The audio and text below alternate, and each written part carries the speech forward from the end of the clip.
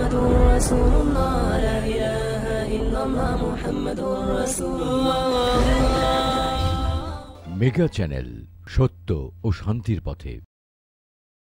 থেকে কাবা শরীফের যে পাথর হাজরে আসওয়াদ, এই ফাঁকা জায়গা, এখানে কিছু বললে আল্লাহ কবুল করে নেয়। আর এই জায়গায় বলছে, আমিও বললাম রব্বানা আতিনা ফিদ দুনিয়া হাসানা, হে আমাদের রব, দুনিয়ায় তুমি হাসানা দাও, কল্যাণ দাও, শান্তি দাও, স্বস্তি দাও, নিরাপত্তা দাও।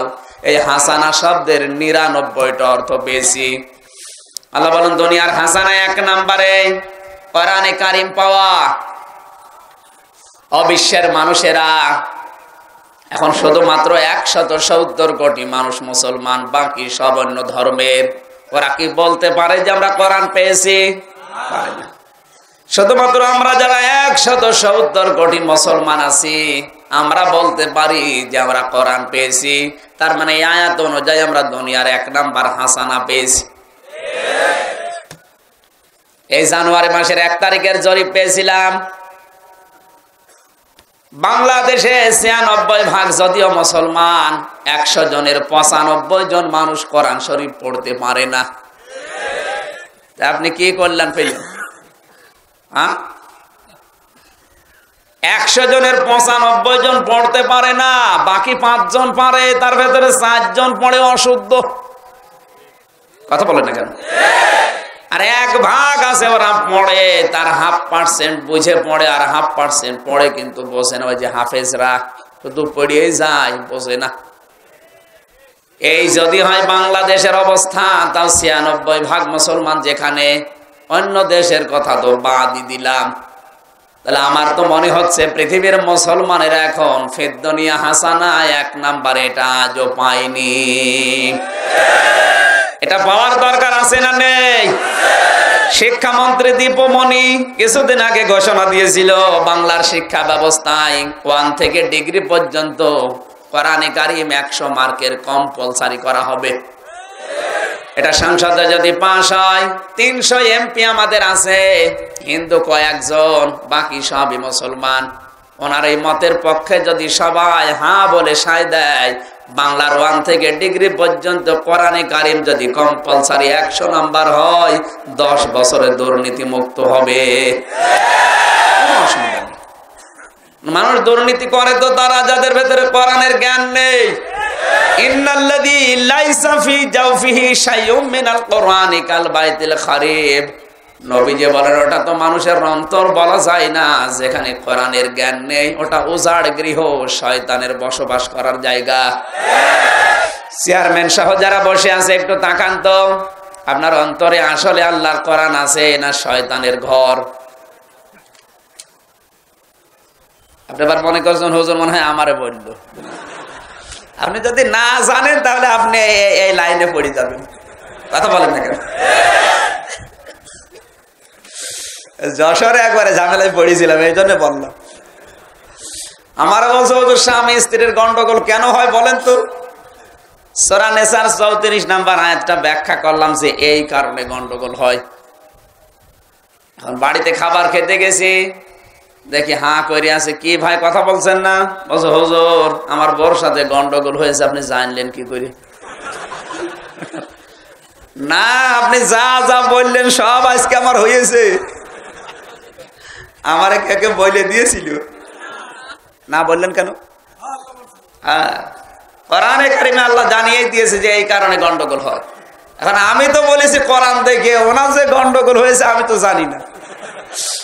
এখন ওনার ভেতরে যদি কোরআন থাকে, ওনার তো রাগ হওয়ার কথা না, কোরআন না থাকলে তো সমস্যা।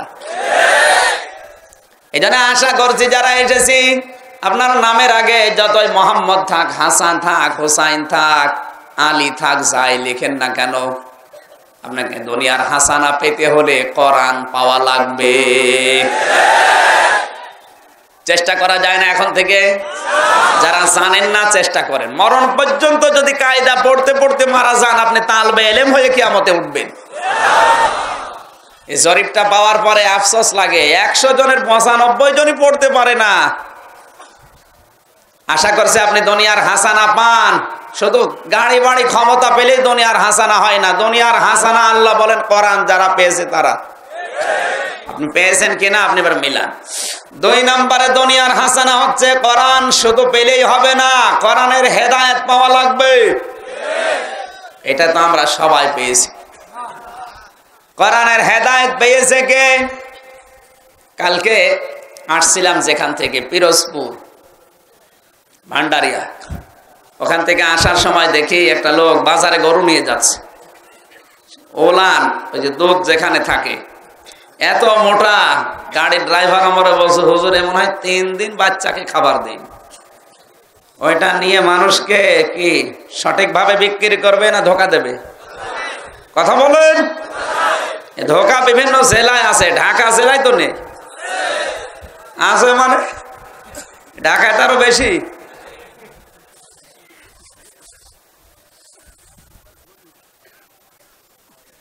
মান গাশা ফালাইসা মিন্না, নবীজি বলেন যারা ধোঁকাবাজি করে মানুষের সাথে, ফালাইসা মিন্না, আছে। আল্লাহর নবী বলেন নামাজ পড়তে পারে, রোজা রাখতে পারে, আকাশ দিয়ে উড়ে যেতে পারে, ও আমার উম্মত না। আপনি একটু চিন্তা করেন তো, আপনি নামাজ পড়ছেন, রোজা রাখেন, দাড়ি রেখেছেন, নবীজি বলছেন যারা ধোঁকা দেয় ও আমার উম্মত না। কোরআন যার ভেতরে আছে, কোরআনের হেদায়েত আছে, ও কিয়ামত হয়ে যাবে, মানুষকে ধোঁকা দিতে পারবে না। ধোঁকা এখন দেশে নেই, ধোঁকা দিয়ে বোকা বানিয়ে আমরা অনেক কায়দায় চলছে, এটা বন্ধ করা লাগবে। আপনি ধোঁকা দিচ্ছেন কাকে? জনগণকে না, আপনি ধোঁকা দিচ্ছেন আপনার নিজেকে। কোরআনের হেদায়েত যদি কারো ভেতরে থাকে, খলিফাতুল মুসলিমিন হযরত ওমর বলেন কি হয় দেখো, গভীর রজনীতে বের হলাম, দেখি 2টা মেয়ের কথোপকথন হচ্ছে। মুরব্বী এক মহিলা তার মেয়েকে ডাক দিয়ে বলছে, বেটিয়ে দুধের ভেতরে পানি মিশাও। মেয়েটা বলে, মা ওয়ালা তালবিসুল হক বিল বাতিলি ওয়া তাকতুমুল হক ওয়া আনতুম তা'লামুন। হে মা, সত্যকে মিথ্যা, মিথ্যাকে সত্যের সাথে সংমিশ্রণ করো না, জেনে বুঝে তোমরা সত্য গোপন করো না। এই আয়াতটা যখন পড়ি, বাংলাদেশের সাথে যখন মিলাই, আমার মনে হয় 100 ভাগ মিলে যায়। আর সত্যকে মিথ্যা, মিথ্যাকে সত্য বানিয়ে দিচ্ছে। আর জেনে শুনে সত্য জিনিস গোপন করে রাখে। কথা বলো না কেন? মেয়েটা উপদেশ দিচ্ছে, মা এটা কোরআনের নির্দেশ, দুধের সাথে পানি মেশানো এটা তো বাতিল কাজ, আমি পারবো না। আমি এর আগে একবার এখানেই বলেছিলাম, পৃথিবীতে একটা মাত্র খাবার আল্লাহ বানিয়েছে, তার নাম দুধ। এটা যদি কেউ খেতে পারে, তার পিপাসাও লাগবে না, ক্ষুধাও লাগবে না। এই একটাই খাবার আছে, কিন্তু দুধের ভেতরে কেউ যদি পানি মিশিয়ে দেয়, তখন ওই গুণাগুণ নষ্ট হয়ে যায়। এই এলাকায় তো দুধে পানি মেশানো লোক নেই।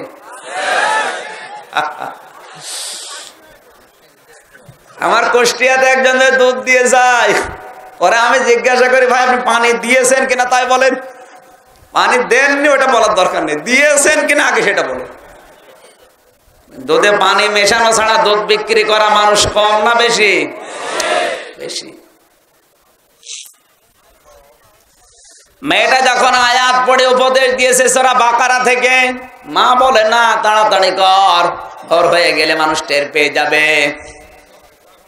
মেয়েটা তখন কোরআনে কারিমের সূরা আলে ইমরানের 110 নম্বর আয়াতটা তেলাওয়াত করে শোনালেন। কুনতুম খায়রা উম্মাতিন উখরিজাত লিন-নাস তা'মুরুনা বিল মা'রুফি ওয়া তানহাউনা আনিল মুনকার ওয়া তু'মিনুনা বিল্লাহ। এই কথা বলেন কেন?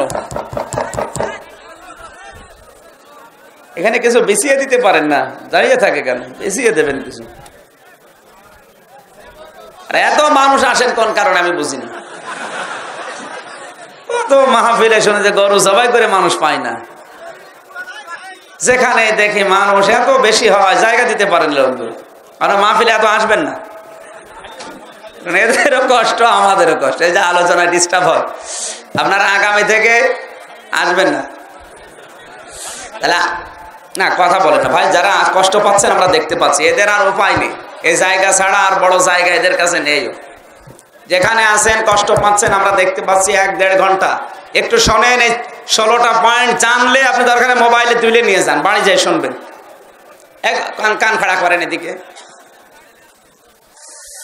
মেয়েটা যখন কোরআনে কারিমের আয়াত তেলাওয়াত করে উপদেশ দিচ্ছে, মা আমাদেরকে আল্লাহ দুনিয়ায় মানুষের কল্যাণ করার জন্য পাঠিয়েছেন, আপনি কেন এই অন্যায় কাজের নির্দেশ আমারে দেন, ভালো কাজের নির্দেশ না দিয়ে আপনার কথা আমি মানতে পারলাম না।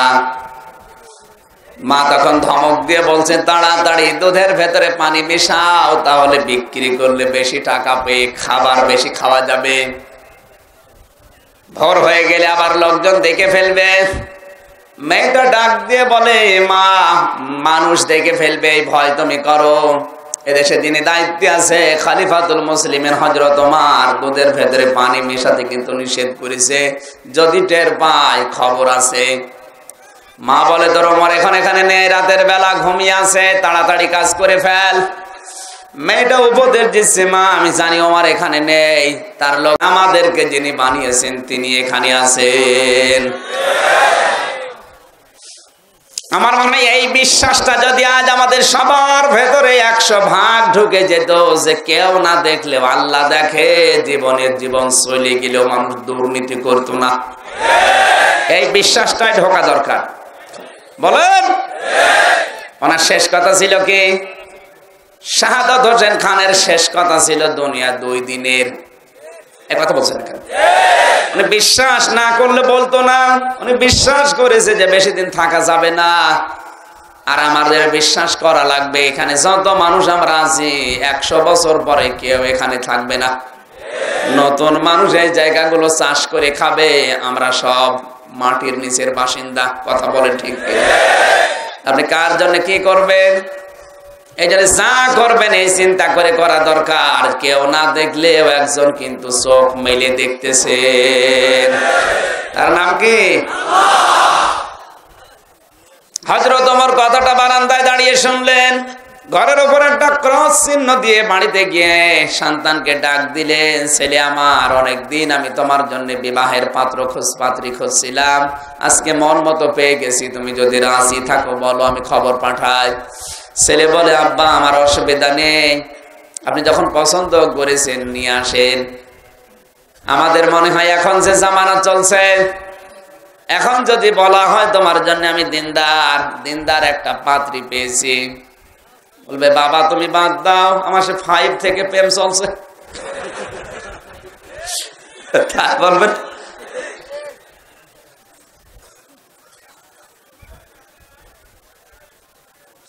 আমার ভাইরা, হযরত ওমর লোকজন পাঠিয়ে নিয়ে আসলেন ওই 2 জন মেয়েকে। রাজ দরবারে জিজ্ঞাসা করলেন, বুড়ি তোমার এই মেয়েটাকে আমার ছেলে আব্দুল্লাহর সাথে বিয়ে দিয়ে পুত্রবধূ বানাতে চাই। বুড়ি বলে, অসুবিধা নেই, আমি রাজি আছি। হযরত ওমর বলে, তুমি রাজি হয়ে গেলে একটু চিন্তা করলে না? আমি দেশের খলিফা, তাম পৃথিবীর অর্ধেক জায়গা আমার হাতের আঙ্গুলের ইশারায় চলে, এত বড় ক্ষমতা আল্লাহ আমারে দিয়েছে, আর আমার পুত্রবধূ হবে তোমার মতো গোয়ালিনীর মেয়ে। একটু চিন্তা করলে না কেন আমি এই প্রস্তাব দিলাম? বড়ি মহিলা বলে, আমার চিন্তা করার দরকার নেই, এটা আমার কপাল। হযরত ওমর বলে, কপাল? রাতের বেলা মেয়েটাকে দুধে পানি দেওয়ার জন্য বারবার জোড়াজুড়ি করছিলে কেন? বল, তোর কপাল দেখছি।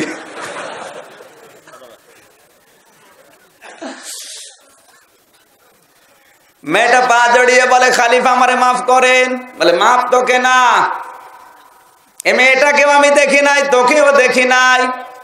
মেয়েটা যে কথা বলেছিল বারবার কোরআনের আয়াত দিয়ে তোরে শিক্ষা দিচ্ছিল, বুঝ পাস নাই।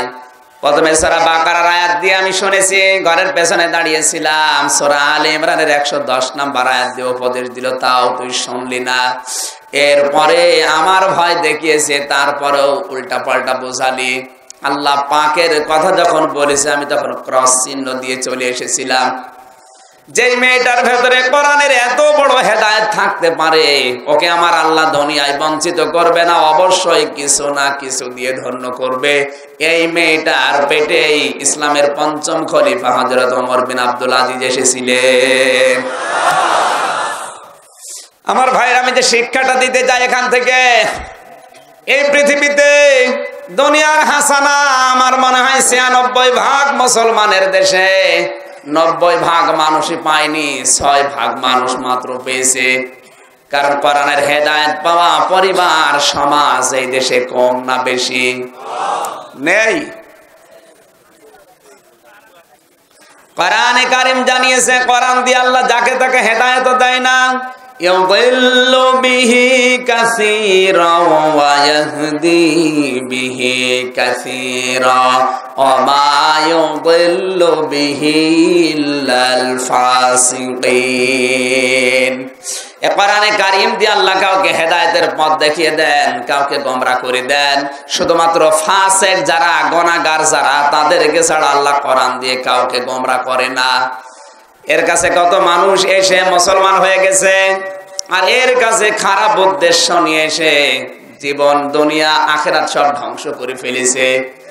গত কয়েকদিন আগে আপনারা জানেন, তামাম দুনিয়া ধ্বংস করার জন্য, মুসলমানদেরকে বিশেষ করে তুলে দেওয়ার জন্য যে সর্বাত্মক চেষ্টা চালিয়েছে বুশ, তার মেয়েটা মুসলমান হয়ে গেছে। ৩ নম্বরে হাসানা, ভালো করে শুনবেন আর বাস্তবে দেখবেন মিলছে কিনা, আপনি পেয়েছেন কিনা ওইটা মিলান। শুধু রব্বানা আতিনা ফিদ দুনিয়া হাসানা দোয়া করা না। দুনিয়ার হাসানা ১ নম্বরে কোরআন পাওয়া, ২ নম্বরে কোরআনের হেদায়েত পাওয়া, ৩ নম্বরে ঐক্যবদ্ধ হওয়া। এটা আজ হতে পেরেছি? তাকান তো, আজ আমরা ঐক্যবদ্ধ হতে পারলাম না। ছোটখাটো বিষয় নিয়ে মারামারি করে আজ দল বিদলে বিভক্ত হয়ে গেছি। আপনি দুনিয়ার হাসানা চান, বারবার মোনাজাতে ইমাম সাহেব বলে রব্বানা আতিনা ফিদ দুনিয়া হাসানা, আর আপনি বলেন আমিন। কি করতে বলেন? আপনার তো কোনো কাজই নেই, আন্দাজে আমিন বলে লাভ হবে? এক হওয়া লাগবে। কথা বলেন না কেন? এক হওয়ার দরকার নেই। এই যে ঝাঁটা, এই জায়গায় যদি একটা একটা খিল কারো হাতে দিয়ে দেন, ঝাঁটার খিল, আমার মনে হয় ও যদি একটা খিল দিয়ে কিয়ামত পর্যন্ত এখানে ঝাড়ু দেয়, একটা ময়লা ভাব হবে না। কিন্তু এই ১০০টা ঝাঁটার খিল যদি এক জায়গায় করে পেছনে একটা বাঁধন দিয়ে এই আবুল কাশেমের হাতে দিয়ে দেন, ও যদি এই কল থেকে ঝাড়ু দেওয়া শুরু করে, ময়লাগুলো সাফ হওয়ার সম্ভাবনা নেই। কোরআনে কারীমে এইটাই জানিয়েছেন, পৃথিবীতে যত অন্যায়, অবৈধ, অত্যাচার, এগুলো তুলে দেওয়ার জন্য একা একা অনেকগুলো সম্ভব না। এগুলো তুলতে হলে ঐক্যবদ্ধ হওয়া লাগে। এলাকায় কারা মাদক বিক্রি করে, মাদকের আমদানি করে, ব্যবসা করে, অবশ্যই প্রশাসনের কাছে খবরগুলো আছে। এলাকায় যারা দায়িত্বে আছে তাদের কাছে খবর আছে। সুতরাং সবাই মিলে যদি আপনারা যারা আছেন, এখন অন্তত আশুলিয়া বাংলাদেশে মাদক মুক্ত ঘোষণা হবে, এটার জন্য এক হওয়া লাগবে। শুধুমাত্র আইন পাশ করে রেখে দিলেও সম্ভব না। কি হওয়া লাগবে? ওয়াতাসিমু বিহাবলিল্লাহি জামিআ ওয়া লা তাফাররাকু। সাবধান, সবাই মিলে কোরআনকে আঁকড়িয়ে ধরো, এক হও। এ বিষয়ে মতপার্থক্য করা যাবে না। এজন্য আল্লাহর বিধান যেখানে যতটুকু হোক, আল্লাহর সব বিধান তো আর এক সমান না। এক সমান নাকি? আল্লাহর যে কোনো বিধান এই পৃথিবীতে কায়েম করার জন্য এক হওয়া ছাড়া কখনোই সম্ভব না। আমরা চাই দুনিয়ার হাসানা পেতে, কিন্তু আমরা যে এক হতে পারি না। টুপি নিয়ে আলাদা, পীর নিয়ে আলাদা।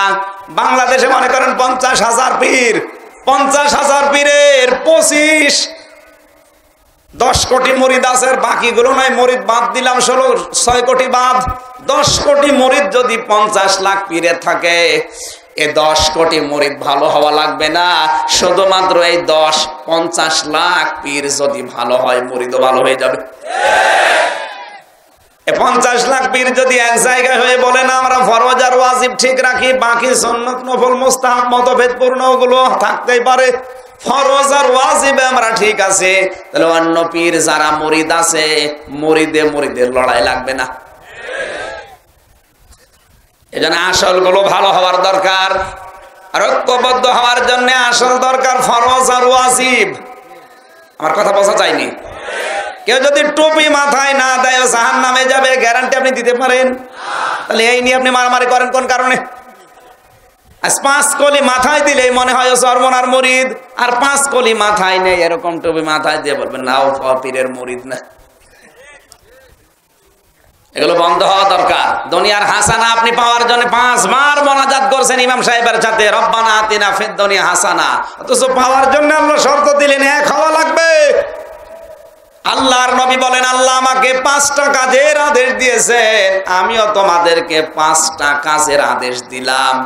তার 1 নম্বরে তোমাদের জীবনে জামাতবদ্ধ হওয়া লাগবে, এক হওয়া লাগবে। এটা আরো দিন দিন আরো দূরে চলে যাচ্ছে, মানুষ বেশি তার চাইতে মতামত বেশি। কথা বলেন। আমি শুধু থিওরি গুলো বলার পরে কিছু শিক্ষা আছে ওগুলো শেষের দিকে দিচ্ছি। 4 নম্বরে দুনিয়ার হাসানা যদি কেউ পেতে চায় তাকে হালাল রুজি উপার্জন করা লাগবে। তার মানে হালাল রুজি উপার্জন করতে পারার নাম দুনিয়ার হাসানা। আপনি ভাবেন তো আপনি কি দুনিয়ার হাসানা পেতে চান, তাহলে হালাল রুজি উপার্জন করার মতো আপনার ক্ষমতা থাকা লাগবে। হালাল রুজি অন্বেষণ করার জন্য যে কাজ করা লাগে এই কাজ আপনি করতে পারছেন না। কি কথা বলছেন না কেন? পারছেন না। হালাল রুজি উপার্জন করার জন্য যে সমস্ত ক্ষেত্র দরকার ও ক্ষেত্রগুলো নেই। বাংলাদেশে এমনও জায়গা আছে মানুষ বাধ্য হচ্ছে অন্যায় করার জন্য। তাহলে এই দিক বিভাগগুলো অবশ্যই সংশোধন করা দরকার। এই যে মোটর যানে যারা কাজ করে, বিশেষ করে শ্রমিক, সবচেয়ে বেশি আমার মনে হয় দুর্নীতি হয় মোটর শ্রমিক এই বিভাগে। একটা ড্রাইভিং লাইসেন্স করতে যান, গাড়ির কাগজ করতে যান, বৈধ জিনিস বৈধ পথে যাবেন হবে না, বাঁকা পথে যাওয়াই লাগবে না। ঢাকা এখনো শুরু হয়নি। যারা এই যে মানুষকে অবৈধ কাজ করার জন্য পথ তৈরি করে দিচ্ছেন, নিজে অবৈধ পথে যান, মানুষকে অবৈধ পথে চালান, কত অবৈধ পথে চলে গুনাহ হচ্ছে, আপনার ডবল গুনাহ হবে, কারণ আপনি রাস্তা তৈরি করে দিলেন। কথা বলেন ঠিক কিনা? আমার মনে হয় শুধু ফিদ দুনিয়া হাসানা দোয়া করায় শুধু মাঠে মারা যাচ্ছে। কি দুনিয়ার হাসানা পাওয়ার জন্য আল্লাহ বলেন হালাল রুজি উপার্জন করতে পারার নাম হচ্ছে দুনিয়ার হাসানা। একটা মানুষের টাকা লাগে কত? আমার মনে হয় খুব বেশি হলো 1,20,000 টাকা হলে 1 বছর ভালোভাবে একটা সংসার চলবে, অসুবিধা হবে না। টাকা কামাই করতে গিয়ে ডান হাত বাম হাত নেই, সাদা পথ কালো পথ বাছাবাছি নেই, কত কায়দায় উপার্জন করে যাচ্ছে।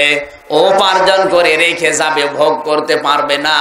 ওর ছেলে মেয়ে স্ত্রী পুত্র ওইগুলো আরো ভালো ভালো কাজে ব্যয় করে তারা জান্নাত পাবে, মাঝখান থেকে লোকটা জাহান্নামী হয়ে যাবে।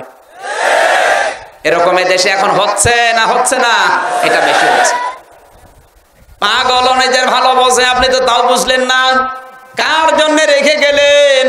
আপনার যদি গ্যারান্টি থাকতো যে আদম নবীর মতো আপনি 1000 বছর বাঁচবেন, তাহলে আপনাকে আমি ওয়াজ করতাম না। আপনার তো গ্যারান্টি নেই। এই পৃথিবীতে একজন মানুষের শুধু হায়াতের গ্যারান্টি ছিল, তার নাম আদম। নাম কি? সবাই বলেন। হযরতে আদমকে তৈরি করার পরে আমার আল্লাহ তাকে 1000 বছর হায়াত দিয়ে দুনিয়ায় পাঠাবেন। তার পৃষ্ঠদেশ থেকে যখন রূহগুলো বের করে সামনে রাখলেন, হযরতে আদম রূহগুলো দেখার পরে একটা একটা করে জিজ্ঞাসা করে, আল্লাহ এটার নাম কি? বলে দাউদ। এটার নাম কি? ইদ্রিস। দাউদের বয়স কত? আল্লাহ বলেন একে হায়াত আমি দিয়েছি মাত্র 40 বছর। কয় বছর? 40 সানা, 40 বছর দিয়েছে। আল্লাহ পাকের নবী হযরতে আদম বলে, আল্লাহ তোমার একটা বিচার হইলো, আমাকে দিলে 1000 বছর আর আমার সন্তানকে দিলে মাত্র 40 বছর। এই আকাশ পাতাল কেন? একটু সামঞ্জস্য করো।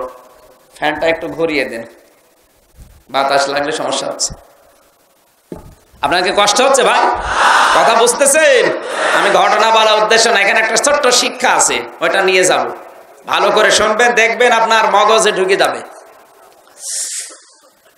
আল্লাহ রাব্বুল আলামিন বলেন, কলম দিয়ে লিখে ফেলেছি আর কলমের কালি শুকিয়ে গেছে, আর হবে না। যার যে হায়াত আমি কিয়ামত পর্যন্ত রূহগুলো পাঠাবো, প্রত্যেকের হায়াত লেখা আছে, কাউকে বাড়ানো যাবে না, কমানো যাবে না।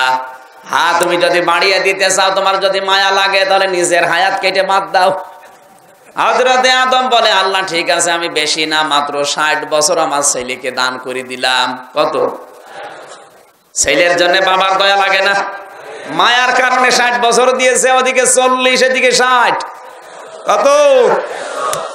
হযরতে আদম তো বাঁচার কথা 1000 বছর, 60 বছর তো দিয়ে দিয়েছে। 940 বছর পরে মালাকুল মাউত এসে বলে আপনার মরণের সময় হয়ে গেছে, আপনি চলেন। হযরতে আদম বলেন না, আমি এখনো 60 বছর থাকবো। হযরতে আজরাইল বলে কেন? আপনি তো পেছনের কথা ভুলে গেছেন, আপনার সন্তান দাউদকে তো আপনি 60 বছর দান করে দিয়েছেন। হযরতে আদম বলেন না, আমি দেইনি। আজরাইল বলে আল্লাহ তুমি কার কাছে পাঠাইলে? নবী মনে করে গেলাম, ভালো মানুষ না, এটা থেকে ভেজাল, মরতে চাই না। বলেছে আমি দিয়ে দেয়নি, অথচ 60 বছর তো দিয়ে দিয়েছে। আল্লাহ তাআলা বলেন আজরাইল তুই ফিরে আয়, আমি দেখতেছি। কারণ আদম নবীর অভ্যাসই এটা, আদম নবী নিজেও ভুলে যায়, ওর সন্তানরাও ভুলে যায়। খাওয়ার পরে এদের আর মনে থাকে না। এই অভ্যাস আজ আদমের সন্তানের ভেতরে আছে না নেই? খাওয়া হয়ে গেলে আর মনে থাকে না। ওই কথা বলেন না কেন? কত কিছু খেয়ে ফেলেছে আর মনে নেই। এটা দোষ আদমের না, আমাদের না, এ দোষ আমাদের বাবার। সুতরাং যারা ব্রিজ খেয়ে ফেলে তারপরও মনে নেই। আপনি কি কথা বুঝে ফেলেছেন? আর বোঝার দরকার নেই পর্যন্ত। এই যে খাওয়ার পরে আর মনে থাকে না, এ দোষ আমাদের না, এ দোষ কার? বাবা আদম নবীর দোষ, ওনার উপর গড়িয়ে দিলাম। যা, আমরা একেবারে নির্দোষ। আমার ভাইরা, আপনি যাদের জন্য রেখে গেলেন আদম নবীর মতো যদি আপনি এই গ্যারান্টি পেতেন যে 1000 বছর বাঁচবেন, তাহলে বলতাম যে 999 বছর আপনি অন্যায় করে যান, যা করবেন করেন, শেষ বছরে আপনি একেবারে সব আল্লাহ রাস্তায় দিয়ে দিয়েন। সে গ্যারান্টি তো আপনার হাতে নেই। আর রাতের বেলা 50 লাখ টাকা উপায় করে বাড়িতে নিয়ে গেলেন অবৈধভাবে, আপনি রাতে ঘুমিয়ে আছেন আর উঠতেও না পারেন। অথচ ওই টাকাগুলো কিন্তু আপনার ছেলে মেয়ে স্ত্রী যদি ভালো ভালো কাজে ব্যয় করে, তারা হয়তো সওয়াব পাবে, আর আপনি মাঝখান থেকে জাহান্নামী হয়ে গেলেন। এরকম মানুষ ঢাকায় নেই। এই জন্যই তো 4 নম্বর পয়েন্ট এইটা, দুনিয়ার হাসানা চাও, হালাল রুজি অন্বেষণ করো। হালাল রুজি অন্বেষণ করতে পারার নাম দুনিয়ার হাসানা, আর এটা সবাই পারছে না। অথচ মোনাজাত করতে সবাই রাজি, রব্বানা আতিনা ফিদ দুনিয়া হাসানা। 4 নাম্বার গেল। 5 নাম্বার, পরিবার যেন ভালো হয়। পরিবার তো ওইটা ভালো যে পরিবারে স্টার জলসা দেখা হয়। পরিবার যেন ভালো হয়, কেমন করে ভালো হবে? রব্বানা হাব লানা মিন আজওয়াজিনা ওয়া যুররিয়াতিনা কুররাতা আয়ুনি ওয়াজআলনা লিল মুত্তাকিনা ইমামা। আল্লাহ রাব্বুল আলামিন বলেন আমার কাছে দোয়া করো, রব্বানা হাব লানা মিন আজওয়াজিনা, হে আল্লাহ তুমি আমাদেরকে বউ দাও। কি দাও? কথা বলেন। তাহলে বউ চাওয়া এটা আল্লাহ শেখাচ্ছেন। কেমন বউ চাবে? কারিনা, ঐশ্বরিয়া, কেমন বউ? 4টা গুণ থেকে আপনি বিয়ে করবেন। কয়টা? দুনিয়ার হাসানা চান আপনি, নামাজের পরে জানলা দুনিয়ায় কল্যাণ দাও, হাসানা দাও। আল্লাহ বলেন দুনিয়ার হাসানা 5 নম্বরে পরিবার যেন ভালো হয়। ভালো পরিবার তৈরি করার জন্য বিয়ে দিয়ে শুরু করা লাগবে। আর বিয়ে করবা 4টা জিনিস দেখে। 1 নম্বরে বংশ, 2 নম্বরে সম্পদ, 3 নম্বরে চেহারা, 4 নম্বরে ওর ভেতরে আল্লাহর ভয় বা দিনদার আছে কিনা। প্রথম 3টা যদি নাও পাওয়া যায় কম বেশি, শেষের 4 নাম্বারটা যদি বেশি পাওয়া যায় নির্দ্বিধায় বিবাহ করবা। দুনিয়ায় কিছু কম পেলে অবশ্যই তুমি আখিরাতে সাকসেস হবে। দুনিয়ার হাসানার 5 নাম্বার পয়েন্ট, এটা আমরা আজ পাচ্ছি না, কারণ প্রথম 3টায় দেখা হয়, 4 নাম্বারটা বাদ। 4 নাম্বারটা বাদ যাওয়ার কারণে হচ্ছে কি, আজ পৃথিবীতে হাজারো স্ত্রী তার স্বামীর অবাধ্য। বলেন। এখানে যারা মেয়েরা এসেছেন, আমি শুনলাম আমাদের চাইতে মেয়েরা আরো বেশি সম্মানিতা। মা বোন যারা এসেছেন তাদেরকে বলছি, আপনার আইডল, আপনার নিদর্শন এই পৃথিবীতে আপনার জন্য মডেল হবে পৃথিবীর 4 জন মহিলা। 1 নম্বরে হযরতে মারিয়াম, 2 নম্বরে হযরতে আসিয়া, 3 নম্বরে বিশ্ব নবীর স্ত্রী খাদিজাতুল কুবরা, 4 নম্বরে নবীর ছোট মেয়ে ফাতেমাতুজ জোহরা। এই জন্য মেয়েরা যারা এসেছেন আপনাদেরকে আইডল বানানো লাগবে, আদর্শ বানানো লাগবে হযরতে মরিয়মকে।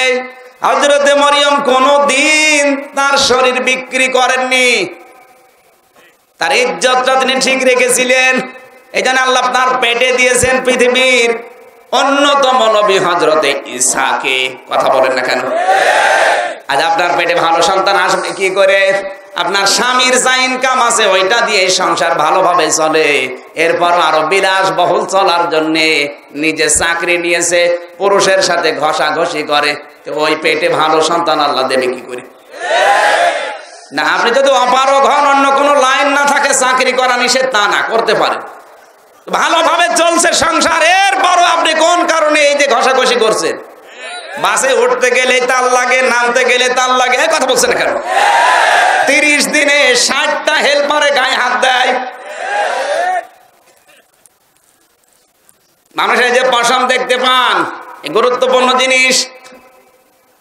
আপনার হেল্পার ড্রাইভার যখন আপনার কন্ট্রাক্টর গায়ে হাত দিয়ে পা ভাবি ভাড়া দেন, আপনার কিছু চাকরি না করলেও সংসারটা চলতো।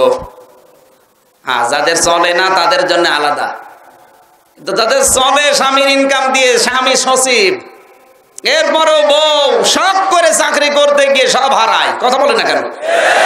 ওর পেটে আল্লাহ হযরত ওমরের মতো মানুষ দেবে। কিভাবে দেবে? দেবে তো ডিপজল। আল্লাহর ওলি এখন ভালো হয়ে গেছে, দোয়া করছে আল্লাহ যেন তাকে আরো ভালো বানিয়ে দেয়। এখন মানব সেবায় বিভিন্ন কাজে লিপ্ত। কিন্তু তারা সিনেমাগুলো যারা এখন দেখে, যাদের চরিত্র ধ্বংস হবে, উনি এই সওয়াবটা অন্তত পাবে। সম্মানিত ভাইরা, না, আমি যে কথা বোঝাতে চাচ্ছিলাম, মেয়েদের অন্তত বিয়ের আগ পর্যন্ত চরিত্র সঠিক করে রাখা লাগবে মরিয়মের মতো। কথা বলছে না কেন? কিন্তু আজ বিভিন্ন কায়দা এরা সব উজাড় করে দিয়ে সবকিছু নষ্ট করে ফেলেছে। তো ওর পেটে ঈসা নবীর মতো ভালো মানুষ আসবে? সম্ভব না। 2 নম্বরে মেয়েদের আদর্শ হবে হযরতে আসিয়া। কে? এখানে যারা মেয়েরা এসেছেন তাদেরকে এবার বলছি, হযরতে আসিয়াকে আল্লাহ জান্নাত দেওয়ার পেছনে 2টা কারণ আমি পেয়েছি। পুরা জীবন পড়ে দেখলাম হযরতে আসিয়ার তিনি কোনোদিন স্বামীর হক নষ্ট করেননি, শারীরিক এবং ব্যবহারিক। আবার বলছি, হযরতে আসিয়া কোনোদিন তার স্বামীর হক নষ্ট, আরো জোরে, 2 নম্বরে তার স্বামী এত অত্যাচারী, পৃথিবীতে এত জুলুম বা স্বামী কারো কপালে জুটবে না। নিজের স্ত্রী তাকে আল্লাহ বলে, খোদা বলে মানতে চায়নি, এই জন্য হাতের ভেতরে ব্রেক লাগিয়েছে, পায়ের ভেতরে ব্রেক লাগিয়েছে, মাথার উপরে গরম তেল ঢেলে দিচ্ছে। কোরআনে কারিমে আমার আল্লাহ দৃষ্টান্ত দিয়েছেন হযরতে আসিয়াকে, অগরাবাল্লাহু মাসালাল লিল্লাযিনা আমানু মুরাতা ফিরআউন। একটু খেয়াল করে শোনেন, সূরা তাহরিমের 11 নম্বর আয়াত, 28 নম্বর পারার 20 নম্বর পৃষ্ঠা 13 নম্বর লাইনে আছে, হযরতে মরিয়ম আসিয়াকে আমার আল্লাহ দৃষ্টান্ত বানালেন ইমানদার মেয়েদের জন্য। এখানে আল্লাহ আসিয়ার নাম জানে না, আসতে বলে, কিন্তু আয়াতে আল্লাহ আসিয়ার নাম দেয়নি, দিয়েছে ইমরাতা ফিরাউন, ফিরাউনের স্ত্রী। মা বোনেরা একটু খেয়াল করেন, কোরআনের আয়াত বলছি, কেন আল্লাহ আসিয়ার নাম জানার পরেও তার নামটা না দিয়ে ফেরাউন তার স্বামী খারাপ, অত্যাচারী, জালেম, কাফের, তার নাম দিলেন? কেন দিয়েছেন? তাফসিরে দেখেছি পৃথিবীতে স্বামী অনেক মূল্যবান সম্পদ।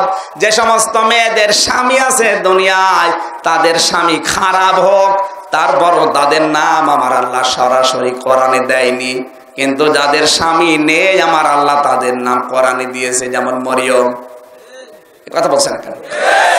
কিন্তু এই মহিলার স্বামী আছে, যদিও খারাপ অত্যাচারী, কিন্তু স্বামী তো, এই জন্য তার নামটা আল্লাহ জানে, তারপরও দেয়নি। বোঝাতে চাই পৃথিবীর মেয়েরা, তোমার কাছে সবচাইতে দামি মূল্যবান সম্পদ তোমার স্বামী। যার স্বামী আছে তার সব আছে, যার স্বামী নেই সে অসহায় এতিম। বলেন, আমি নিচে আর নামলাম না। হযরতে আসিয়া এত বড় অত্যাচার জুলুম যখন চলছে, আল্লাহ পাক নিজে জিবরাইলকে দিয়ে জান্নাত পাঠিয়ে দিয়েছে। হযরতে জিবরাইল এসে জান্নাতটা যখন এভাবে তুলে ধরেছে, আসিয়া অত্যাচারের ভেতরে জান্নাতের দিকে তাকিয়ে ডাক দিয়ে বলে, মালিক, জান্নাত আমার লাগবে না, এই জান্নাতের মাঝখানে তুমি একটা ঘর আমার জন্য বানাও, যেখানে বসে বসে তোমারে দেখা যায়। এতটুকুই তিনি শেষ করেননি।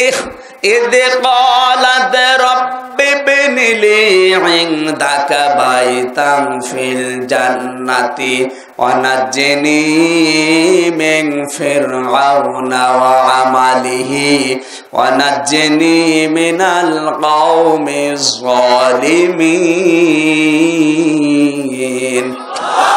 না, শুধু আল্লাহু আকবার না, এখানে একটা শিক্ষা আছে।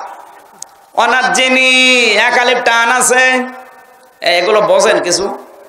যারা আলেম আছে তারা তো বুঝবে। অনাজ্জিনি এক আলিফ টান আছে কেন? হে আল্লাহ, তুমি এত বড় জুলুম অত্যাচার দেখে আমার স্বামীর উপরে রাগ করো না।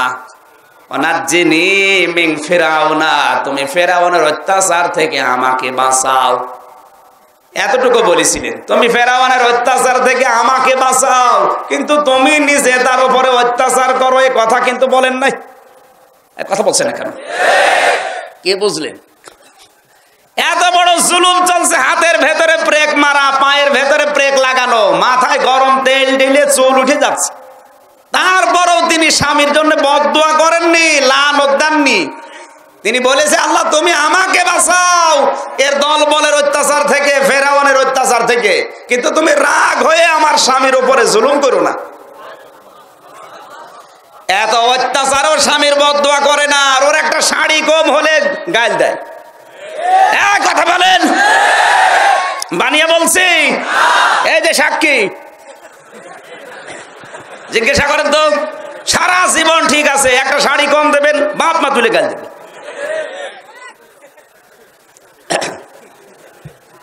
ওনার বউ হয়তো ওরকম না, অনেকের বউ আছে,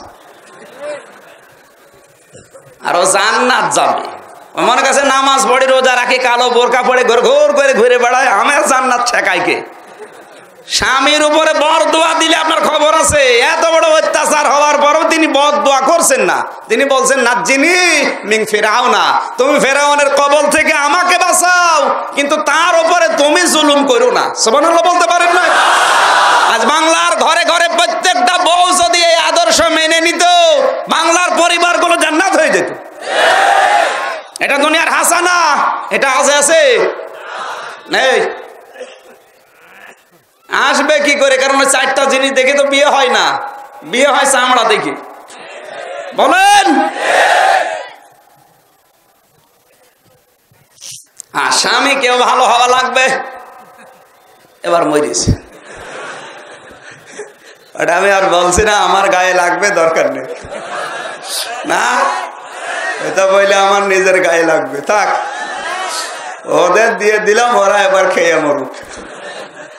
সম্মানিত মা বোনেরা যারা এসেছেন, শুধু রব্বানা আতিনা ফিদ দুনিয়া হাসানা দোয়া করলে হবে না। আপনার স্বামী এটা জান্নাতে যাওয়ার মাধ্যম। নবীজি বলেন, কোন স্ত্রী যদি মারা যায় আর লাশ দেখে স্বামী যদি মন থেকে বলে, বউ আমার আসলেই ভালো ছিল, আল্লাহ বলেন আমি মাফ করে দেব।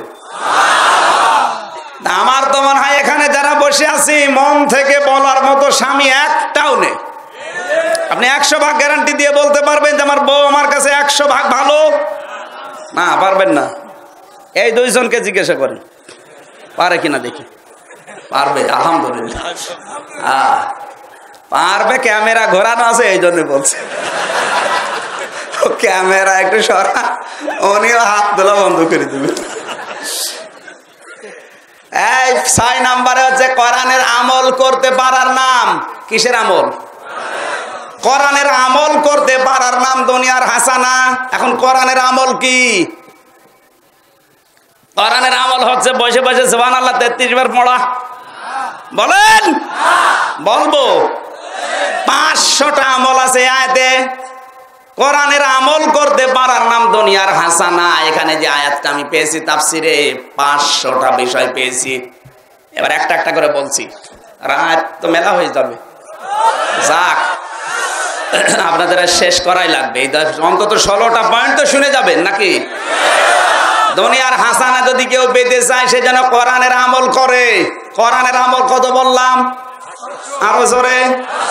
1 নম্বরে কোরআনের আমল হচ্ছে ওয়াল্লাযী আরসালা রাসূলাহু বিল হুদা ওয়া দীনিল হক লিইয়ুযহিরাহু আলাদ-দীনি কুল্লিহি ওয়ালাউ কারিহাল মুশরিকুন।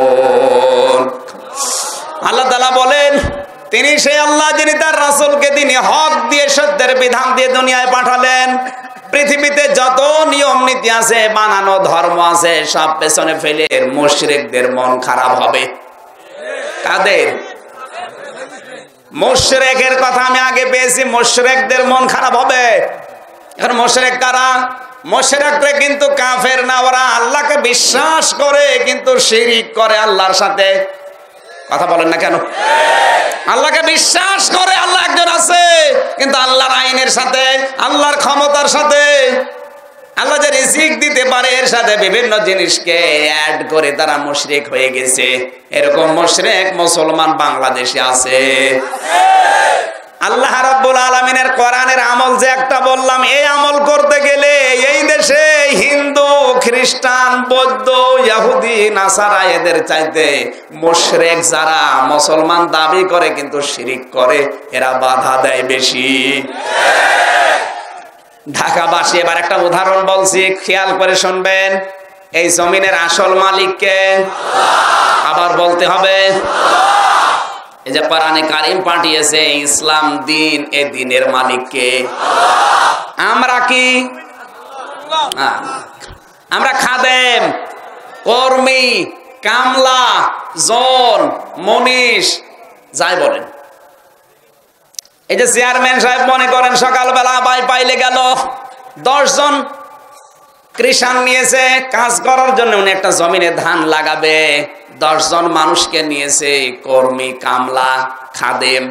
বলছে তোমরা কাজ করো, বিকাল 5টায় তোমাদের বেতন দেব। বিকাল 5টা পর্যন্ত কাজ করতে আর 10 মিনিট বাকি আছে। 12-13 জন মস্তান এসে ধান গাছগুলো সব তুলে ফেলছে। এখন যারা আছে ওরা বলবে, ভাই আপনারা ধান গাছ তুলে ফেলেন, অসুবিধা নেই, আর 10 মিনিট পরে তোলেন, বেতনটা নিয়ে নেই। তাই বলবে না? এরপরেও যদি আপনারা জোর করে তোলেন, আমাদের তো উনি বেতন দেবে না, সুতরাং জোর করে তুললে আপনাদেরকে আমরা বাধা দেব। এ বাধা দিতে গিয়ে যদি মারামারি হয় করব, রক্তপাত হবে, জীবন চলে যাবে। কারণ আমাদের কি দরকার? আরো জোরে বেতন দরকার। এরপরেও যদি এখন মালিক যিনি আছেন সৈয়দ আহমেদ মাস্টার, উনি রাজনৈতিক ক্ষমতা আছে, পাওয়ার আছে, এই মস্তানদেরকে বাধা দিতে পারে, কিন্তু দিচ্ছে না। তাহলে মনে করা লাগবে উনি এখন দুর্বল। উনি জনসম্মুখে হয়তো এই মস্তানদেরকে কিছু বলছে না, কিন্তু গোপনে যেই দিন ধরবে সেদিন গুম করে ফেলবে। কথা বলছেন আমার? জনসম্মুখে যদি কিছু না বলে মনে করার কোনো কারণ নেই যে উনি দুর্বল না, বয়সী বেশি, তাতে কি না, দক্ষতা আরো বেড়েছে। সুতরাং সামনাসামনি কিছু যদি না বলে এমন সময় ধরবে বাপ বলারও সময় দেবে না। কি বুঝলেন আপনি? এখানে জমিন আল্লাহর, দিন ও আল্লাহর। আমরা দিনেরও মালিক না, জমিনেরও মালিক না, আমরা তো কামলা, খাদেম। বলেন, আমাদের বেতন দরকার, কাজ করা লাগবে বিকাল 5টা, তার মানে জীবনের শেষ দিন পর্যন্ত। এ জমিনে দিন কায়েম হলেও ভালো, না হলেও আমাদের অসুবিধা নেই, আমাদের বেতন আছে জান্নাত। আরো জোরে। হ্যাঁ, এখন জমিনের মালিক যিনি, উনি যদি 47 বছরে যারা দিন কায়েম হতে দিল না, উনি অবশ্যই তাদেরকে ধরতে পারে। না আল্লাহ সেই শক্তি আর নেই? তারপরও যদি কিছু না বলে এই চিন্তা করার কোনো কারণ নেই যে আল্লাহ মনে হয় একটু দুর্বল হয়ে গেছে। না, আল্লাহ হয়তো এখন জনসম্মুখে কাউকে কিছু বলে না, কিন্তু যেদিন ধরবে বাপ বলার সময় দেবে না।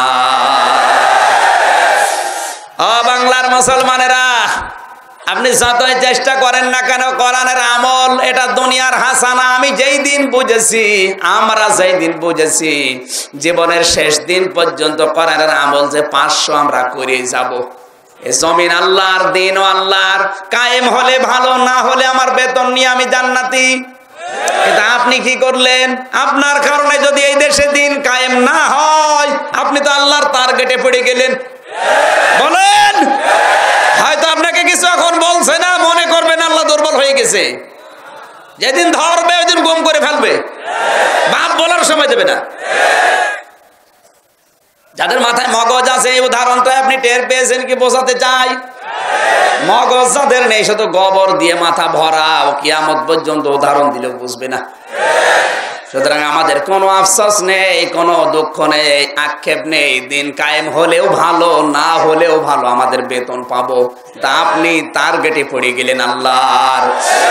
আমি তো এই 47 বছরের ইতিহাস পড়ে বাংলাদেশে যা দেখেছি, এই 47 বছরে যারা দিন কায়েমের বিরুদ্ধে আল্লাহর বিধানগুলো এই বাংলাদেশে কায়েম হতে দেয়নি, একটাকে আল্লাহ ভালোভাবে বিদায় দেয়নি। সব ক্যান্সারে মরিস, একটাও ভালোভাবে মরে, সবগুলো ক্যান্সারে মরে।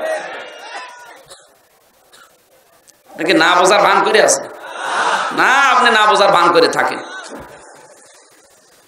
দুনিয়ার হাসানা পেতে হলে কোরআনের আমল করা লাগবে। আজ কোরআনের বাইরে যে আমল, ওই আমলে কোনো রিয়াকশন নেই। আর কোরআনের আমল করতে গেলে অ্যাকশন আসে। পৃথিবীতে কোরআনের আমল করেছিলেন নবীজি, যখনই তিনি কাবা শরীফের এই জায়গাতে দোয়া করেছিলেন। এই জন্যই তো সিস্টেম। নবী যদি দোয়া না করতেন, 70 লক্ষ মানুষ ওখানে যে আয়াত পড়তো, তাহলে উনি পড়েছিলেন এটা বুঝে। ফিদ দুনিয়া হাসানা খালি দোয়া করার নাম না, ফিদ দুনিয়া হাসানা মানে কোরআনের আমল করতে পারার নাম। কথা বলেন ঠিক কিনা? আল্লাহর নবী যখনই কোরআনের আমল করতে শুরু করেছেন, তখনই তার উপরে ঝামেলা এসেছে। আজ পৃথিবীতে কেউ যদি বলে দুনিয়ার হাসানা চায়, তাকে এই মুহূর্তে কোরআনের আমল করতে লেগে যাওয়া লাগবে। এরকম 500 আয়াত আছে কোরআনে, আপনি একটু দেখে নেবেন। এখন আমার বলার সময় খুব কম। 7 নম্বরে কোরআনের জ্ঞান অর্জন করতে পারার নাম দুনিয়ার হাসানা। আমাদের নেই। আহ্বান জানাচ্ছি, চেষ্টা করেন। অন্তত নিজে না পারলেও যতটুকু পেরেছেন ছেলে মেয়েকে বানান।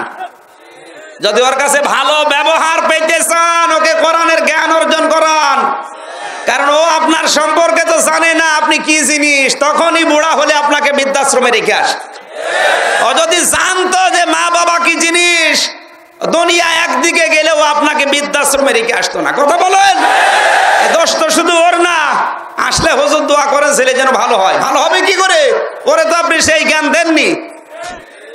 সুতরাং দুনিয়ার জ্ঞান অর্জন করতে পারার নাম না।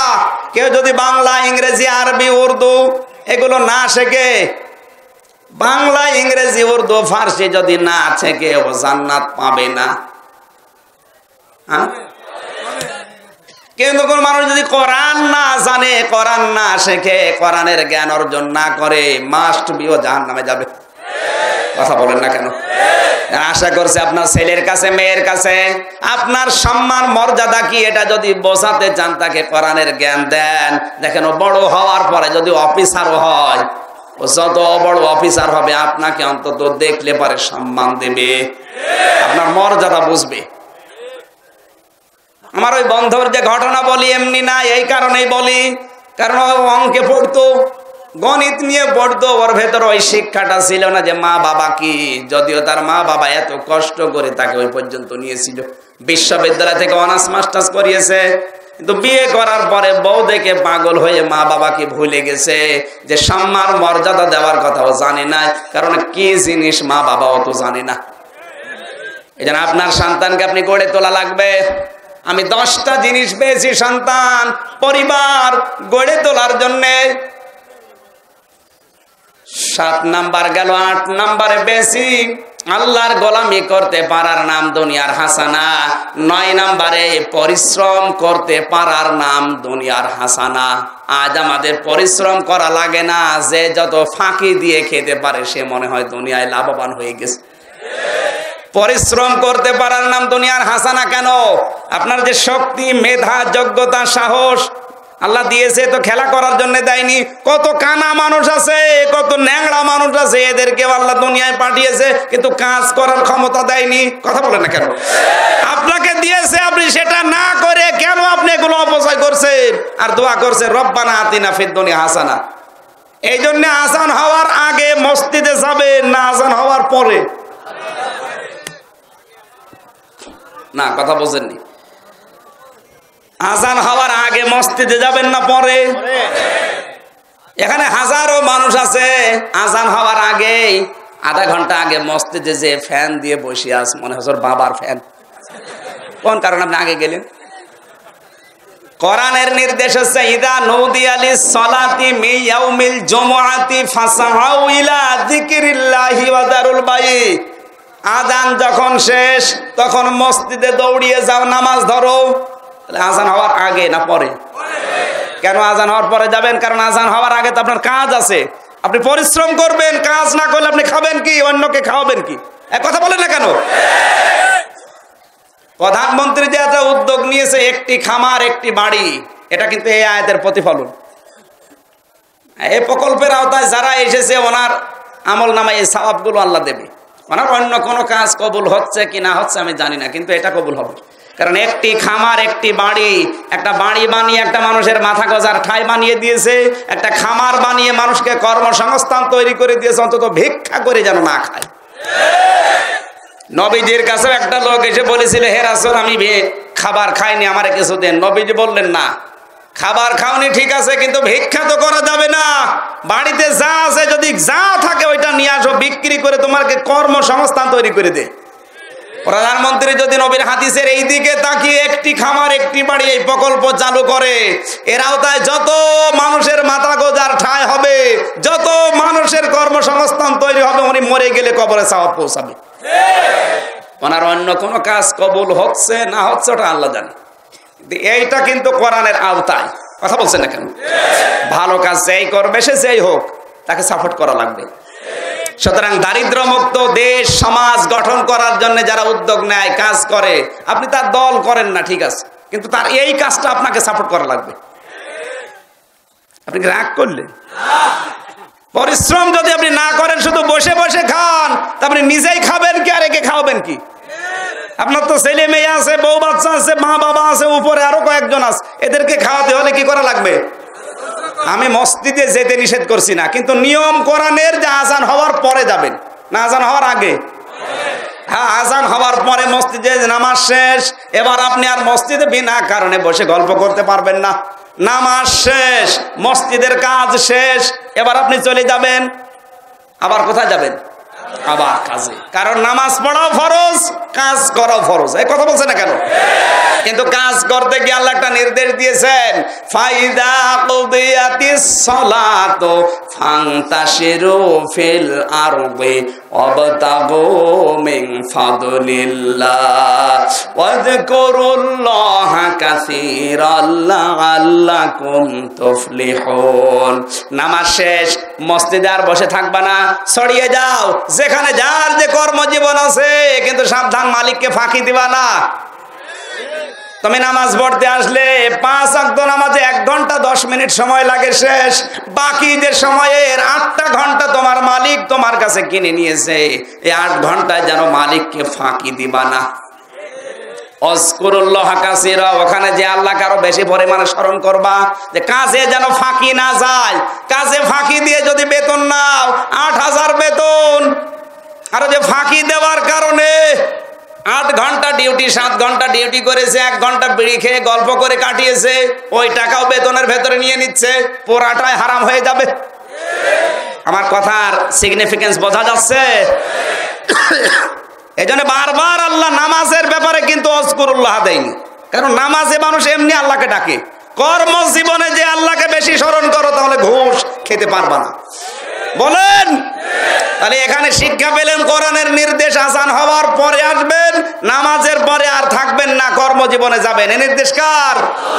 এখন নামাজের পরে কোনো কাজ নেই, কাম নেই, বসে বসে যদি থাকেন কি হবে? হুকুম তো অমান্য করা হবে, বাস্তবেও কিছু হবে। এক এলাকায় শুনলাম কারেন্ট নেই। কারেন্ট না থাকলে কি ফ্যান থাকে? গরিব মানুষ, ওরা ফ্যান কিনতে পারে না, কারেন্টের লাইনও নিতে পারে না। মসজিদে কারেন্টও আছে, ফ্যানও আছে।